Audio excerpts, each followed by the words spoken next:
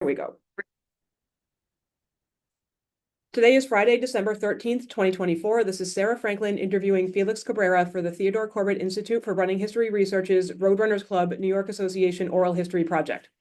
Felix, thank you for taking some time to speak with me today. To start, could you introduce yourself and provide some biographical information, like your birth date, birthplace, family members, schools attended, and occupation? Okay, I'm honored, first of all. My name is Felix Cabrera, and I was born in Havana, Cuba in 1949.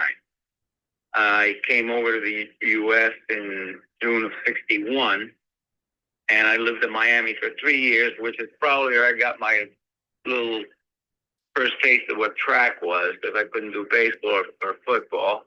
And I think I ran 600 yards in a minute 39, which I thought was okay, but that wasn't great, but it was better than average. And that kind of led me to start running, but just a little bit. I didn't know how to train or anything like that. And I moved to Union City, New Jersey in 1964. And the high school that I went to had neither a cross-country team or an indoor track team, only outdoors. And the coach didn't really know too much. And so I wanted to see if I could find something else that I could, where I could go and run and actually, run in races that were, where I don't know how to explain it. Maybe you'll have to edit this a little bit out because I'm lost trying to get to words. But where I could get some training in there, even if it meant running in races, because I was also into music at the same time. So both of them, it was school and then 50% music, 50% for running, and then I had a 3-hour job every day, a part-time job. So, and I remember going first to an AAU meet, not an AAU meet, a race in New Brunswick, New Jersey. And that's where I ran into Joe Kleinerman, who was, I guess was he the head of the New York Roadrunners Club at that time? What year was that? 65. Actually, yeah, he wasn't quite the head yet, but he was definitely involved. Yeah. So I met Joe Kleinerman, and he told me, well, you get the AAU card, you do this, you do that. And then my cousin and I, who also ran for the New York Pioneer Club, turned out to be a better runner than me. He and I were thinking, well, we can join a club. And so we started going, yeah, we ought to try for the New York AC. And then I remember Al Williams, who used to run in the New York Pioneer Club, older gentleman, and I think he was in his 40s then. He looked at the both of us and said, what, are you crazy? They're not going to let you in. We said, why? Well, you're Spanish, right? They won't let us in. You're Spanish. So I said, oh, okay. So what's the alternative? Well, this is after I already found out about the Pioneer Club. And so they told me to go to Mr. Yancey's in Harlem, and it was there. I got my T-shirt, my the card, whatever, and then I started going to races. And you just went right up. You just went right up to Mr. Yancey's house and said, "Hey, I'd like to join your club." Yeah, somebody told me, this is what you have to do. You're gonna have to go to his house. He'll give you the shirt, the kit, and that was pretty much it, And then I never saw him again. Maybe he was more into the sprinter and the field event thing, but I never remember seeing him around. It was Yancey. I mean, the people I saw are Kleinerman, Kurt Steiner, and Mr. Williams. Is there another Williams? I have the name somewhere here, but he usually was the guy that ended. There was a timer at the end. So anyway, so we joined Pioneer Club, and we ran in all those. I ran mostly my cousin didn't join till about a year later after I joined in. And it was like the Bob Preston Memorial. That was a five laps around the Yankee Stadium sidewalk, which is a great race. Shoot, I like running loops. It kind of makes you go crazy a little bit. But so I ran. That was a 27:54. That was the best performance I ever made, and that was on 15 miles a week. Because the high school didn't have a good coach, but I would also run in between. 2 or 3 times a week. I just whatever I felt like. All of a sudden, I'd go out for a run and put in 2 miles. So anyway, the Henry Istola Memorial. That was a 4 1/4 miler. Near, a few blocks from Yankee Stadium, because they always had those courses around there. Then there was the Cherry 3 Marathon, which I only finished 9 miles because I wasn't trained enough for it, and it was in a heavy snowstorm. And I think, I did a loop. It was 4 loops. I did a loop, and then by 9 miles, I couldn't take it anymore between the weather and the tiredness. And there was a van that actually was going along with the runners. And inside it was like what do they call the Russians? What do they call that tea? A samovar or something like that. And they were giving out tea. I remember smoke was coming out of me. And but Ted Corbett, of course, was always there. I don't know if he was. Well, he was. I have a photo of him in the 4 1/4 Memorial. Otherwise, he was everywhere. I like the 9-mile cross country, 3 loops, flat, then into the sand, which is horrible. Every time I went through that sand in Portland. Was tremendous, and then the hills, which was I thought they were great, and then the flat again, and let me see what guys. I have a thing from the Times here. Steinfeld is first in 8-mile Bronx run. Alan Steinfeld, the New York Pioneer Club, blah blah blah.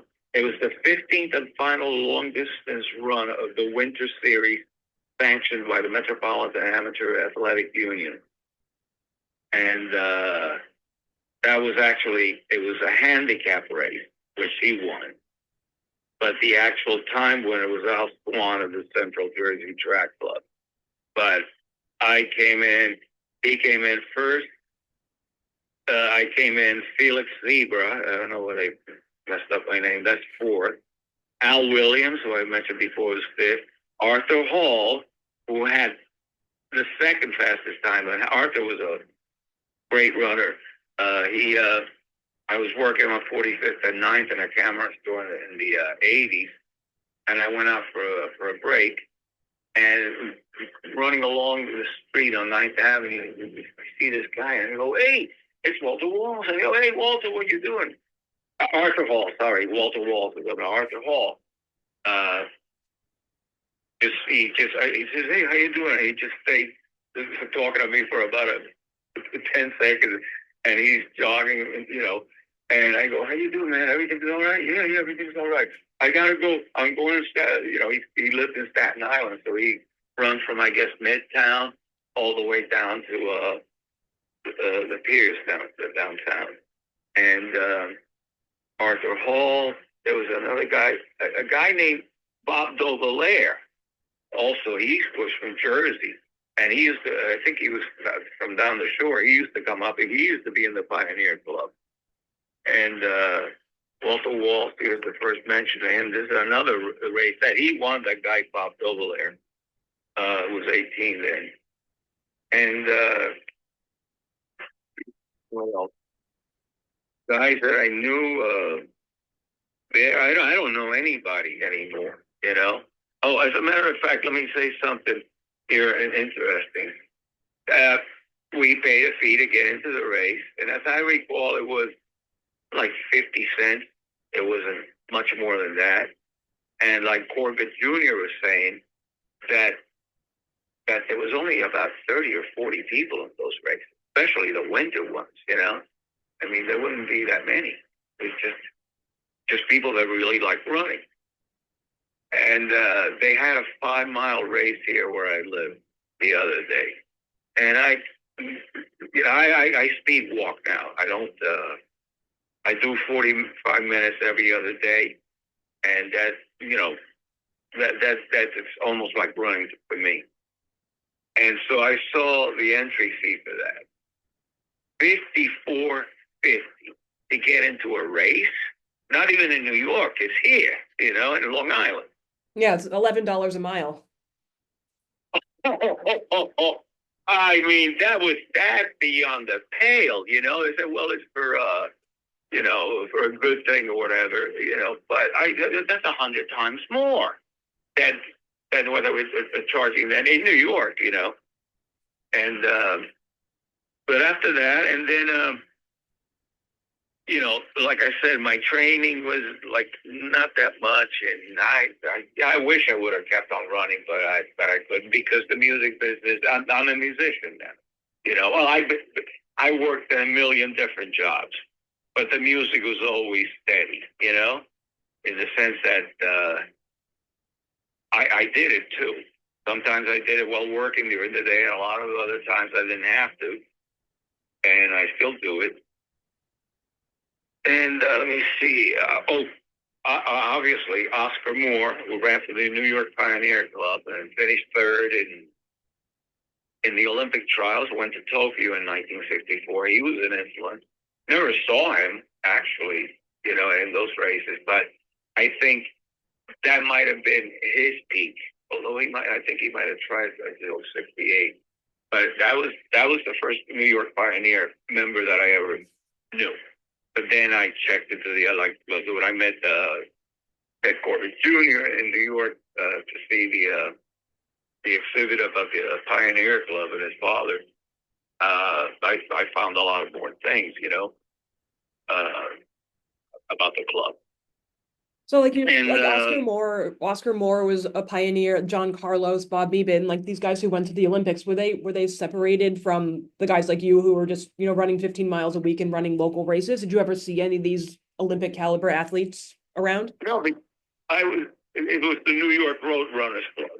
And that's what Joe Yancey probably felt more with them, with the sprint and field people than the road runners, because the road runners was somebody else. Maybe it was that Corbett could have been, you know, the main guy there, or somebody else. I forgot, or Al Williams too. He had been running for a long time, and then the races. But then, like I said, the races were around there in Staten Island. There was a race that I went to once. There was the one in New Brunswick when I was for the very first time, which I couldn't finish either. And I think I rejoined the team in 72, 73, but it didn't turn. It fizzled out because I was just, you know, I had a job 10 hours a day, was married, and there was just, you know, too much stuff, and it was still the music, you know, and so I just couldn't do it. But I wish I actually burst into a light jog yesterday. I said, "Oh, it doesn't feel too bad." You know, I weigh 140. I'm 5'9", 140, so I'm not heavy set, so that helps. And I still follow track and field. I'm a track nut, especially from the 800 to the 10,000 meters, and I keep my own rankings. I don't go to track meets because if it's 54.50 to get into a race, the runner is probably 200 to watch the meet. But I watch it all on YouTube. I don't care if it's the next day or the day after, you know. So going back to the beginning, were you running? Yeah, go ahead. Were you running when you were in Havana? You said you started in Miami when you realized that other sports maybe weren't for you, but it sounds like it's been such an important part of your life. I'm just wondering kind of how it started and then how it progressed through the years, Well, with jobs and music and everything else? so go back to Havana. Okay. No, the only thing I remember about running in Havana is that I saw a picture, a photo in a book about the Olympics, and it was the 1960 Olympic 1500-meter final, and it was Herb Elliott, Michael Jazzy, and Isvandro Zavolsky. They were like in a photo, a head-on photo, so that kind of interested me. Oh, I see, that's running, But it wasn't until Miami that I got a little bit of a fire lit under me to start running, and it never developed until I hit New Jersey, and that's when I really started running. Now, ask me again so I don't so I get back on the rail. No, you're good. So then you went to Miami. Miami kind of kicked off your running story, or your running career, if you will. Yeah. You joined the Pioneer Club. Why did you feel compelled to join a club? Like you weren't running all that much, 15 miles a week, but you could have, you could have just done that by yourself. But what was the appeal of the club? Well, to be in a club and to be in the Roadrunners Club, because I already knew what they were doing. From the first race that I ever tried to go, I wasn't a member of the New York Roadrunners Club. But then I signed on after I found out what I had to do. And then I wound up with Joe Yancey, being Joe Yancey. And go ahead. And did you like the running, like the training, or just kind of casual running aspect, or did you like the racing more? I like running. I like it. I like the distance running, especially. Like I say, I do about 45 minutes every other day, and it's the sport. Just the joy of it. What comes out? Your endocrines or something like that, right? Endorphins, yeah. So yeah. So that kind of thing that made me feel good, And after that, I go to a club to hear music. So what was a typical training or running week for you when you were with the Pioneer Club? Okay, here's what happened. Like I said, there was no coach, no cross country or indoor track. So I just do it myself. 3 or 4 times a week, I go out and maybe run, like 15 laps or a quarter mile, spin the track, okay, and then do nothing the next day, then go 3 miles the next day, then probably do 6 miles, and every once in a while, John Garlick, who just passed away, I'm from the Melrose AA. He would come from Lyndhurst, New Jersey, running through the Meadowlands up to Union City, and then we meet him. Me and my cousin, we meet him at the post office in Union City, and then zoom, go down to Edgewater. Go down to the Boulevard East and down to Edgewater Road to go all the way up to the GW Bridge, which is the longest run I ever did in my life. That probably was about 12, 13 miles, but it was with John, and it was nice. The 3 of us, we were moving too. And so I wouldn't do that much. And then during the track season, I would only do the same thing, maybe 3 times a week, go out by myself and do something, But the track coach, he didn't really know anything about distance running, but it was okay. Go jog a quarter mile, then do 4 quarters in 60. I couldn't do a quarter under 62 if you killed me, I had no speed. So neither does Ingebrigtsen, by the way. I don't know if you noticed it. I don't know how he does it, but he doesn't have the speed of the Ethiopians, He just don't have it.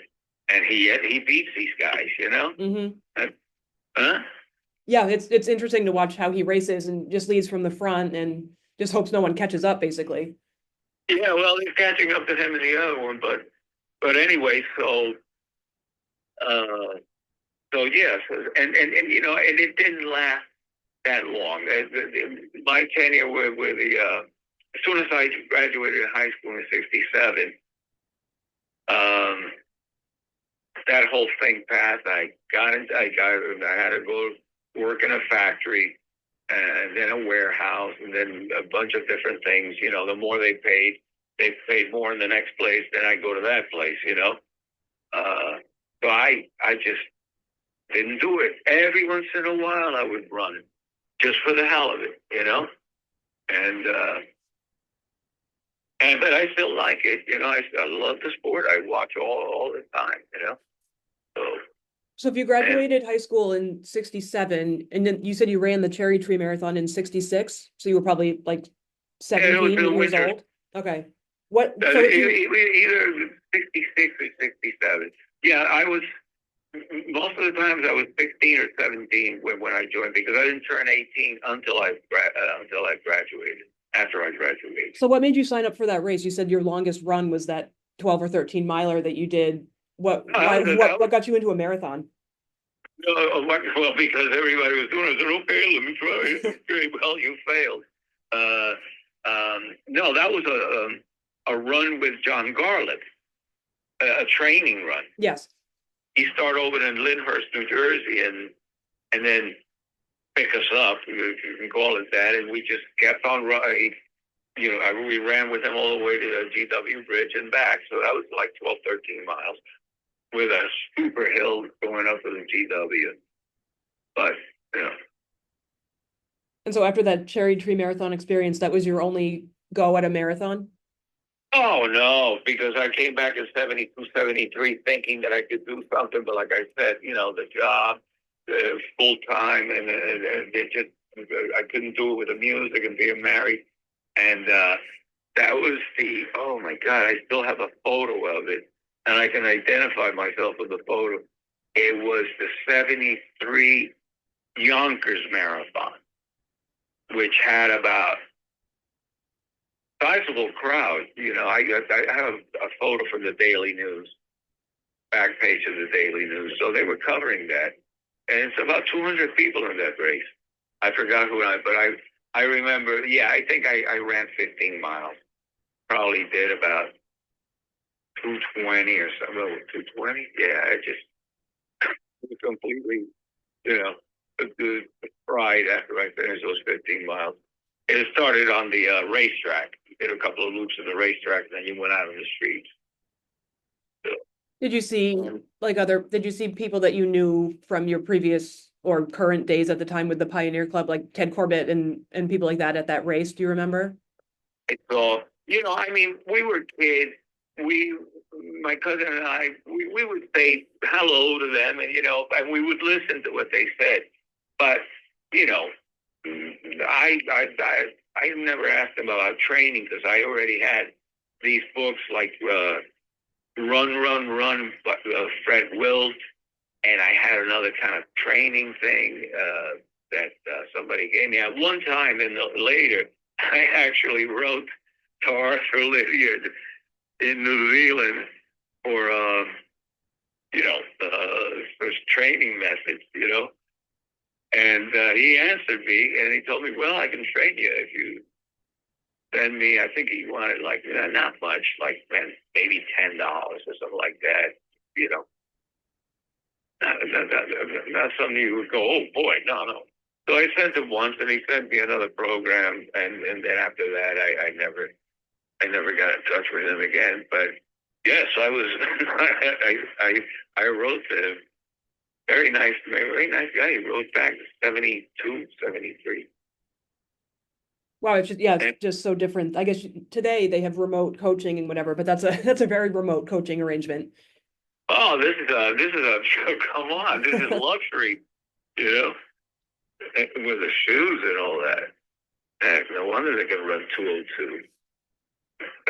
Yeah. So anyway, other than the cost of races, what else have you seen change in your years of running or being a fan of the sport? What are some of the biggest changes that you've noticed?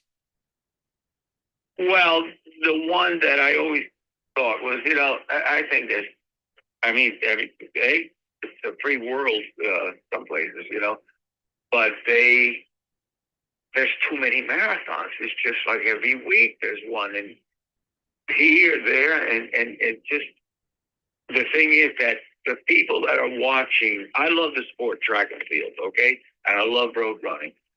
But I think the marathon has taken away a lot of attention from track and field, you know? And you see all these people that, oh, I went to a marathon. Yeah.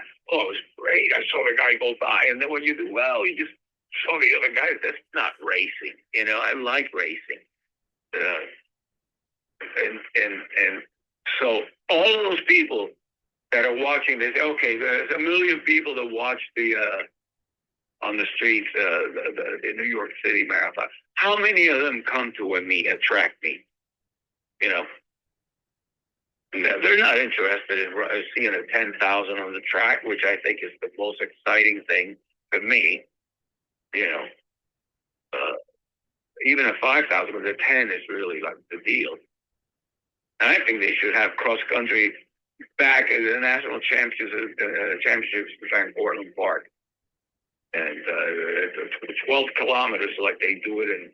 Like actually, the European ones have been cutting the course. I don't know if you noticed that, but it used to be 12 kilometers, which is what, a little like 7 miles, and now it's like not even 10,000. That was 8,000 meters what they had the other day in the European cross country championships. That Ingebrigtsen had won, you know, easy. So, and I don't know what else.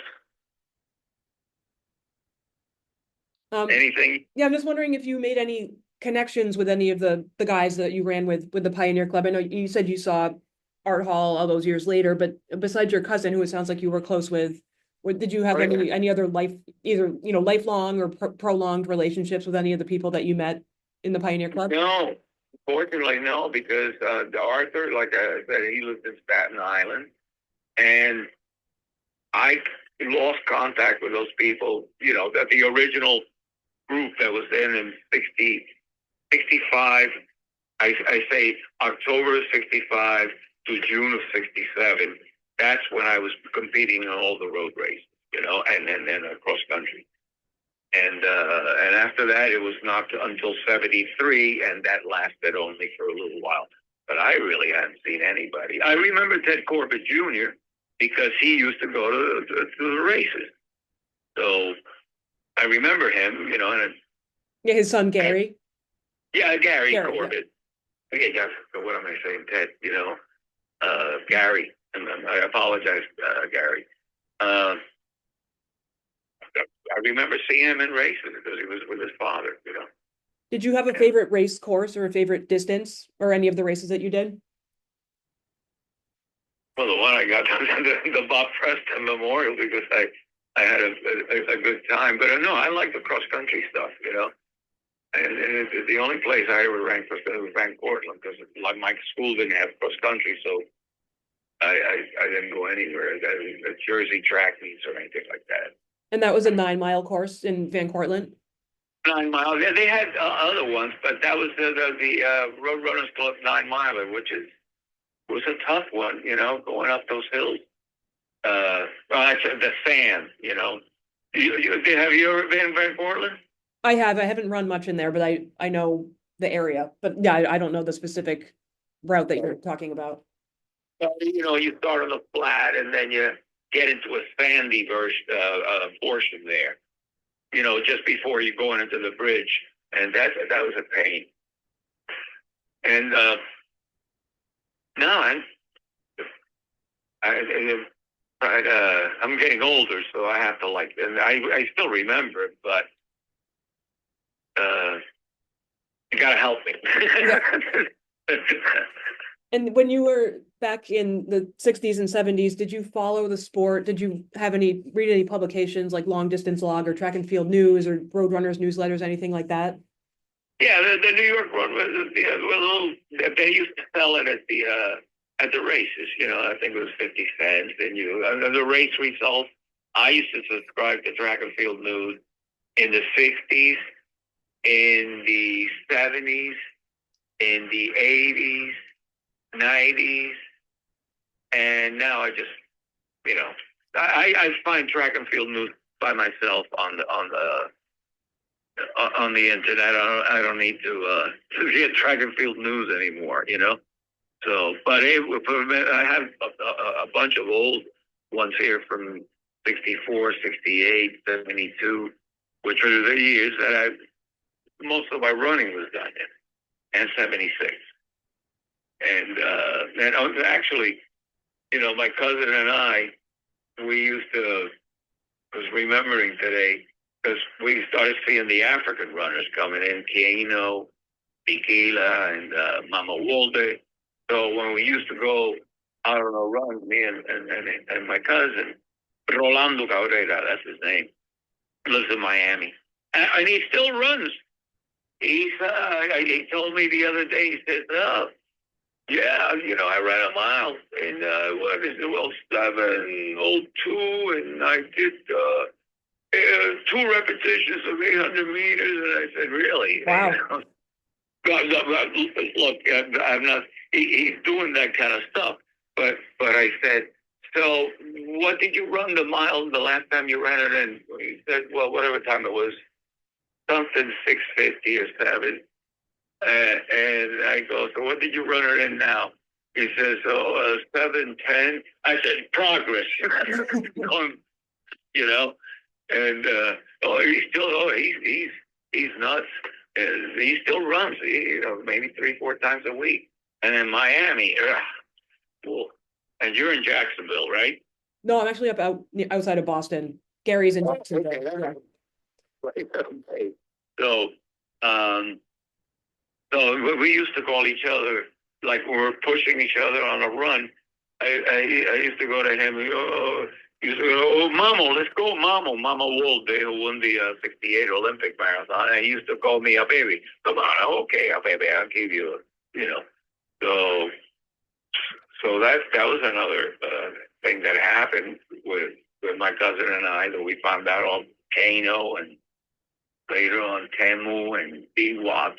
That was 68 when they took all the medals in the from 1,500 to 5,000, 10,000 steeplechase. I'm a track nut, especially in that respect. You know, I can't follow all the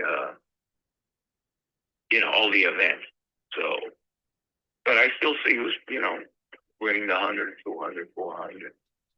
And you said your high school track coach was not very good, but were you running, what events were you running in high school on the track team? Mile and 2 mile, and because it was like I said, I was never that good in high school. I was, let's say, in my county, North Hudson County, I was 5th in both mile and 2 mile. But the best times, remember, we ran a cinder track. Because I actually went on there's a photo somewhere in my cousin's house of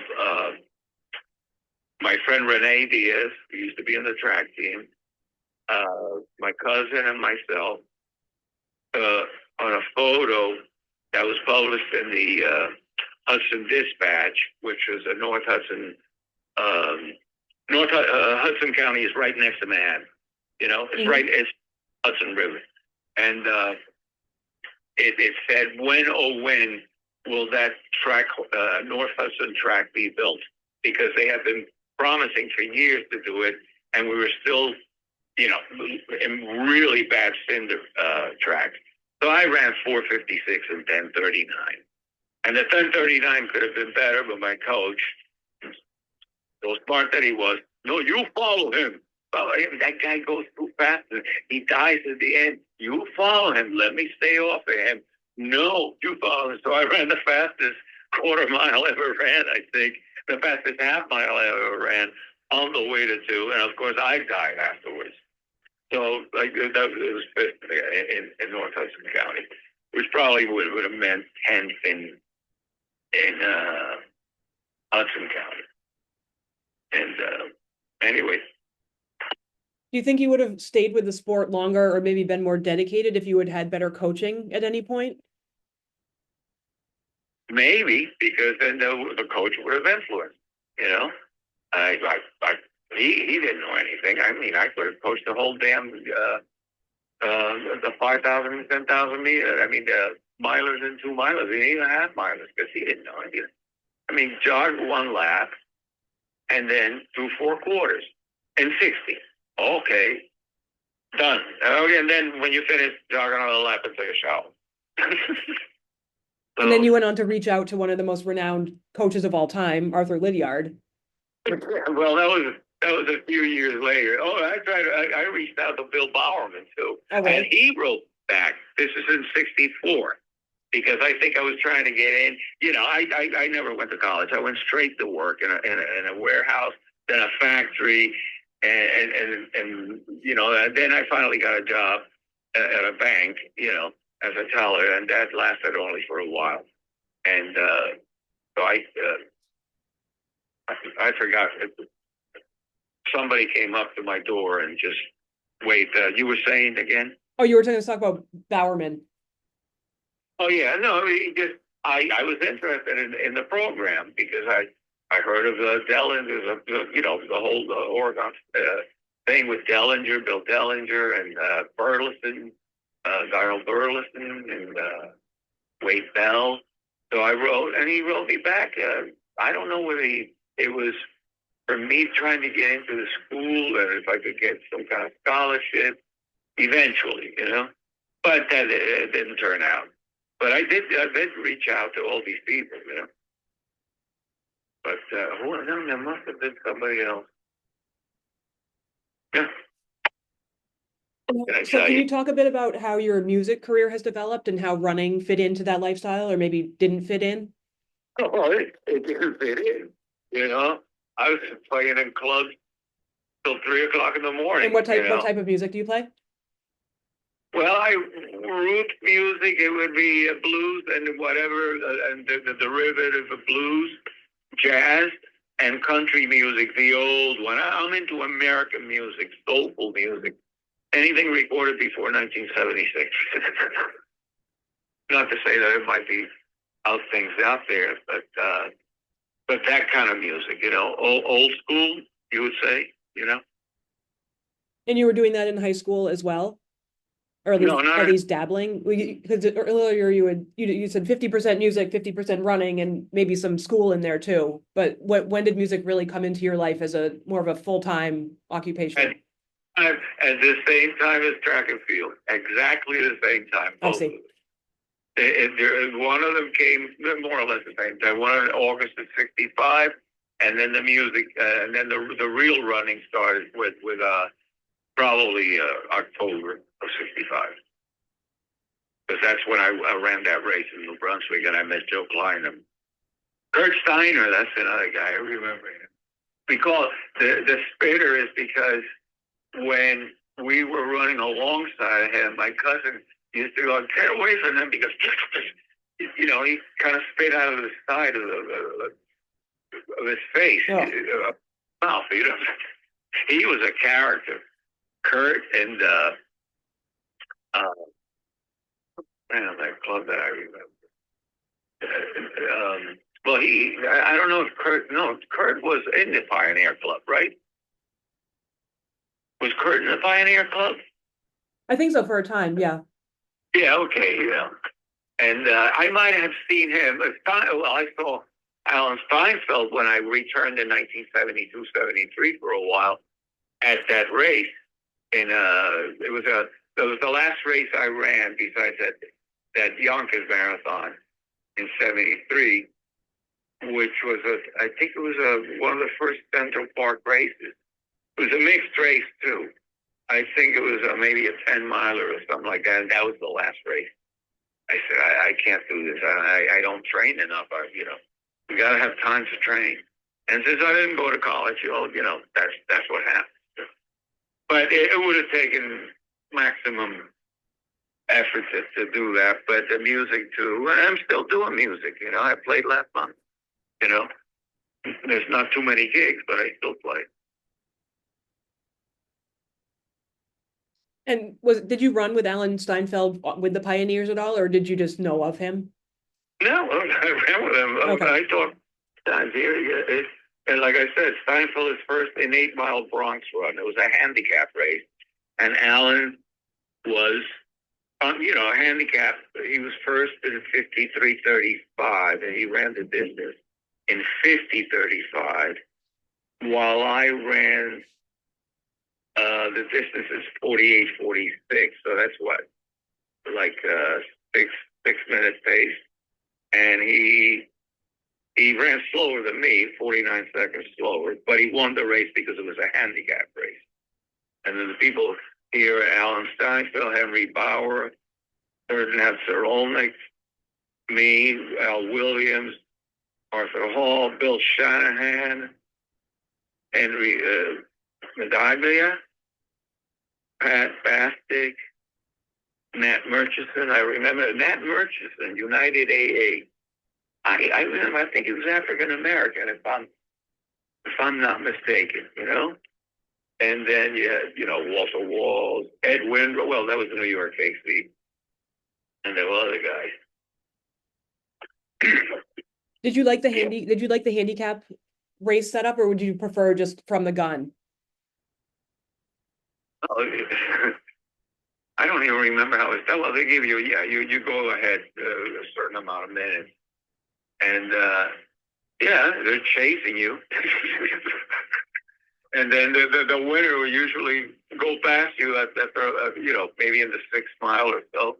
I thought that was a good race, but for me, not doing too much. I wish I had more of those clippings, because those are the only two I have.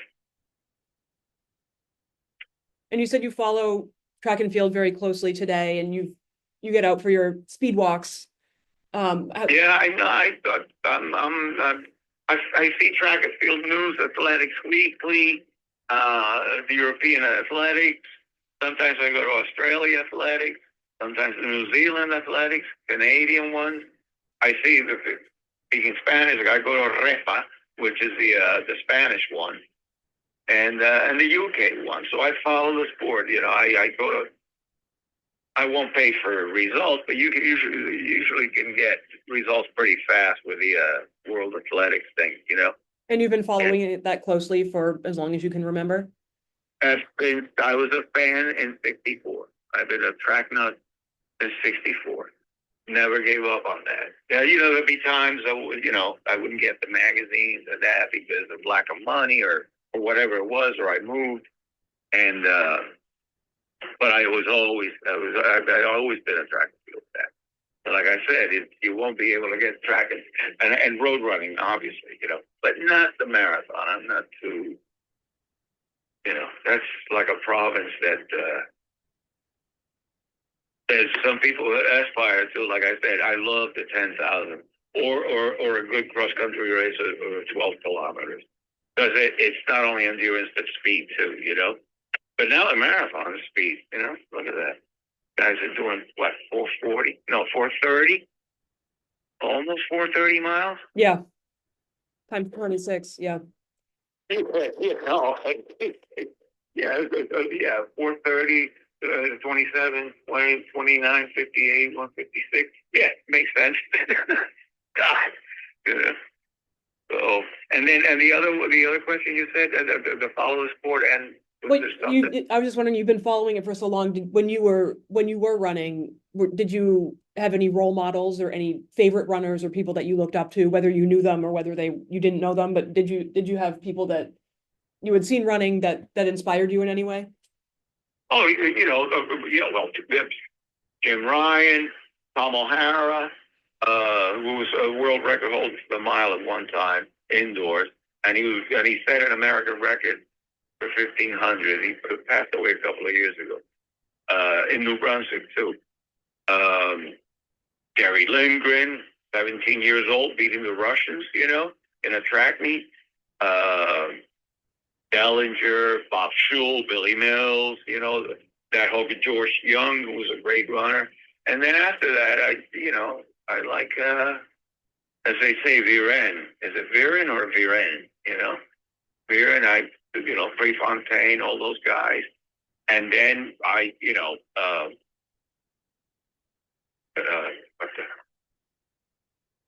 the African runners with Cabrera, who was the monster, and the Kenyans, third guy. I know all about those people. It's those folks who are monsters. I couldn't even. I told my wife one day, I said, "Yeah, you couldn't run if they're running a 27-minute flat, 10,000, you won't be able to run for 100 yards with them." No, of course I wouldn't. No, you wouldn't. Then I showed him, and then I showed her a video, and she said, "No, you're right. They're flying." Yeah, it's like when they set up the treadmill at a certain speed, like a 4:30 mile, and see how long you can stay on it, and people last for like 8 seconds, not even. Yeah, yeah, oh, yeah. Oh, the first time I got my brother-in-law was in the treadmill, and he said, "No, no." I went, "Whoa!" I almost flew off. He said, "No, set it for a little slower." But I like I said, my speed walks are also around here. It's very hilly where I am in Long Island, so I get the advantage of going up and down, going up and down. So, Who are some of your favorite runners today? well, Inge, but Hargulskevriwet. Is that how you say it? H-A, Hargulskevriwet, the guy who ran the second fastest 5,000 last year, 12:36. He's been around since 2012 when he ran 12:46 or 12:47. And that time, he ran 12:46 or 12:47 in a race where there was about 3 or 4 Ethiopians that went under 13. And he was either he won or second. And he's still around. He only finished fifth in that after that mad dash. But he's the only guy. Actually, he's beaten Ingebrigtsen. The only other time about 2 or 3 years ago that he ran the 5,000. It was in London, maybe a 4 or 5. One of the first, I think the first time that Ingebrigtsen tried a big one, a big 5,000. And Gary Wett and Mike Hawker, guys are bad MF. And who else? The other guy, steeplechase, the Rooks. I tell you, that race, that guy. You saw the steeplechase? Yeah, between the steeplechase and the 5,000 in the Olympics, those were incredible. Yeah, no, the steeplechase. When I saw that kid, just like get off of that last hurdle, that was as good as gold. And that thing that he did was as good as gold because Bakali got beaten twice. Well, it was a tie, exactly the same time to the hundredth, and he got beaten later on in the season. So hopefully he'll be all right.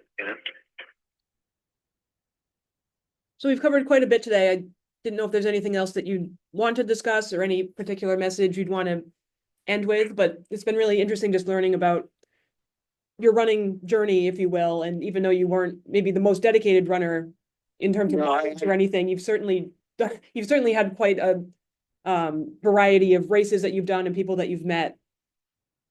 Yeah. I'm surprised that who knows where all these people went. Some, like Walter Walsh from the New York Pioneer Club. I think Gary told me that there was something about Vietnam, but after that he didn't labor on it. Arthur Hall, he passed away. I don't know how many years ago because I heard it through somebody else. And John Garliv, I wanted to see him. I used to call John Garliv. In fact, I have his phone number on my head from 64, from 66 when I first met him, and he lived in Lyndhurst. And I kept in touch with him through the years, not even without even running, because I know his daughter was in a cover band, doing music in a cover band,